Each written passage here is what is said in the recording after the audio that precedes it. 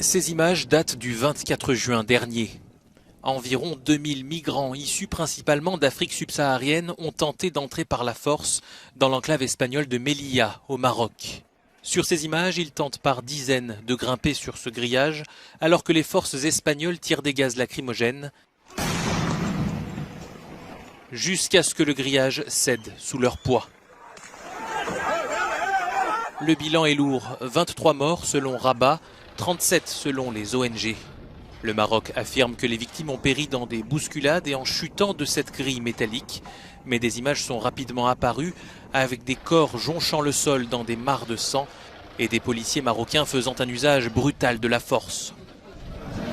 La justice marocaine a engagé des poursuites contre 65 migrants en situation irrégulière qui ont pris part à cette tentative de traversée, en majorité des Soudanais.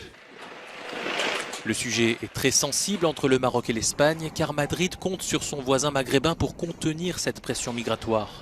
Sur ce drame, le Premier ministre espagnol Pedro Sánchez a pointé la responsabilité de Rabat avant de nuancer son propos en disant reconnaître les efforts du Maroc pour gérer les migrants.